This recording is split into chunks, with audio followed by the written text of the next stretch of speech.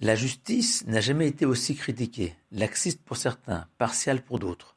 Rappelons le principe talmudique, Dinan Malchuta Dina, la justice de notre pays est la nôtre. Toutefois, dans ce contexte, notre paracha de Mishpatim, consacré aux lois civiles, commence de manière surprenante. Et voici les lois. Anomalie selon les règles de syntaxe, recommandant de ne pas commencer un texte par « et ». Si ce n'est ici pour relier le don de la Torah au Sinaï, figurant dans la paracha précédente, et le règlement des litiges de la vie quotidienne, pour nous enseigner que la justice et ses règles prennent source au mont Sinaï, au même titre que le Shabbat et la Kashrut, par exemple, et de la même manière que tous les commandements sont d'origine divine. De même, les règles de justice, qui basculent parfois dans l'irrationnel, marquent du divin. Et de la même manière que poser une question sur la Kashrut d'un aliment à un homme ignorant et saugrenu. Ainsi, régler un litige sans s'adresser à des dayanim, savants, connaissant les milliers de paragraphes du code des lois civiles juifs, est illogique. Outre le droit civil, la nomination des juges aussi était d'origine divine, leur garantissant ainsi leur indépendance vis-à-vis du pouvoir, car les 71 membres du premier Sanhedrin de l'histoire, instance suprême de la justice juive, ont été désignés directement par Dieu.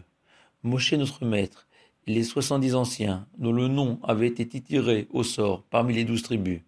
Et le Rambam enseigne que tous les juges qui se sont succédés jusqu'à la dissolution du Sanhedrin ont été ordonnés juges par les membres du grand Sanhedrin de leur époque.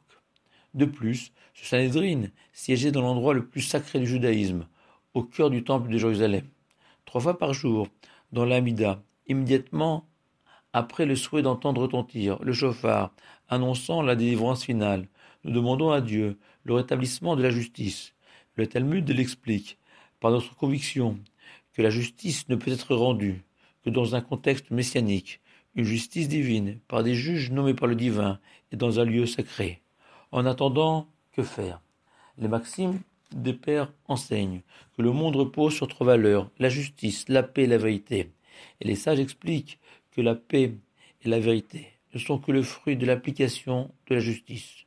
Dans toutes les yeshivot, depuis des siècles, des étudiants se consacrent à l'étude des traités talmudiques portant sur la loi civile, Baba Kama, Baba Metzia, Baba Batra, pendant des années. Pourtant, l'immense majorité de ces élèves ne se destinent pas à devenir des juges. Non, ils ont simplement l'ambition, à travers ces textes sacrés, de parachever notre société en y faisant régner la paix et la vérité.